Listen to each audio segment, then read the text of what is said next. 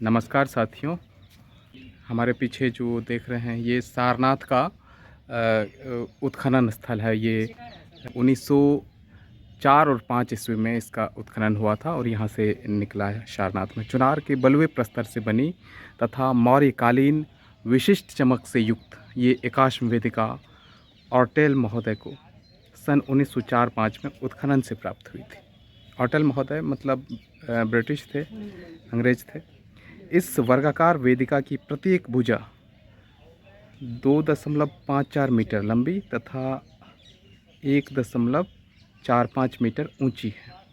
अपने मूल रूप में ये संभवतः धर्मराज का स्तूप के शिखर पर स्थापित थी।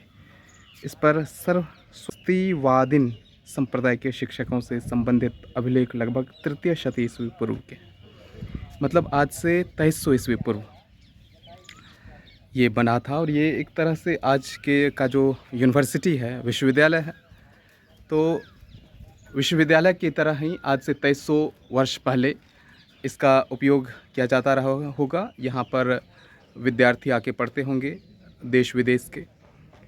और सारनाथ के इस खंडहर को देखना और क्या कहते हैं कि इसके बारे में जानना बहुत ज़्यादा दिलचस्प है और इसे हम देखने की कोशिश करेंगे और आपको भी दिखाने की कोशिश करते हैं। तो सारनाथ का ये मूलगंध कुटी विहार है। ये क्या कहते हैं, ह्वेनसांग के अनुसार ये मंदिर था।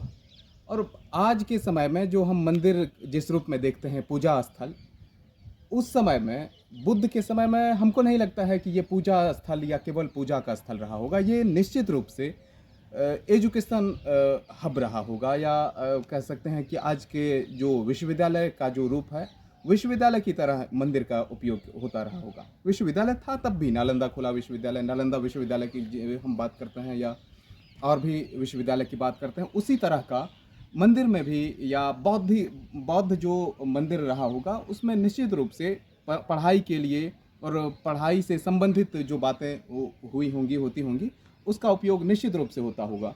यहाँ पर देखिए कि इस मूलगंध कुटी के बारे में जो दिखाया गया है, यह है क्या कहते हैं कि ध्यान साधना स्थल पर निर्मित एक विशाल मंदिर का भग्नावशेष है। ह्वेनसांग के अनुसार इसकी ऊंचाई लगभग 61 मीटर थी। इसकी मोटी दीवारों को देखकर इस पर बने भव्य मंदिर की कल्पना सहज ही की जा सकती है। बुद्ध के बाद जब वो क्या कहते हैं कि किसी भी प्रगतिशीलता में जब रूढ़िवादिता जुड़ जाती हैं, तो निश्चित रूप से वो क्या कहते हैं कि एजुकेशन से हट जाता है, शिक्षा से तो हट ही जाता है कोई भी धर्म। तो बौद्ध धर्म में भी हुआ होगा, निश्चित रूप से हुआ होगा और हुआ भी। तो क्या कहते हैं कि इसमें है कि मंदिर की कल्पना सहज ही की जा सकती है। 18.29 मीटर भुजा वाले वर्गाकार आधार पर बने इस मंदिर का प्रवेश द्वार पूर्व की ओर था। इस मंदिर का प्रवेश द्वार पूर्व की ओर था, मतलब इधर की ओर होगा, जिसके सामने एक आयताकार मंडप एवं विशाल प्रांगण था। स्थापत्य अलंकृत ईंटों की सज्जा शैली के आधार पर यह गुप्त काल में निर्मित प्रतीत होता है। गुप्त काल में निर्मित प्रतीत होता है। गुप्त काल को कहा जाता है कि हिंदू धर्म का उत्थान काल है। तो गुप्त काल में तो निश्चित रूप से मुझे लगता है कि नहीं होगा, या हुआ भी होगा तो किसी दूसरे सामंत जो बौद्ध धर्म को मानने वाला, उसको संरक्षण देने वाला होगा, उसके सहयोग से बना होगा। नहीं तो गुप्त राजाओं को के बारे में तो हम जानते हैं कि वो बौद्ध धर्म को नकारने वाला, बौद्ध धर्म को कमज़ोर करने वाला था वंश। तो इसलिए इसमें यहाँ के सामंत तो लोकल, जो यहाँ के स्थानीय सामंत रहे होंगे या उस तरह के राजा होंगे जो बुद्ध को मानने वाले होंगे, उनके सहयोग से बना होगा।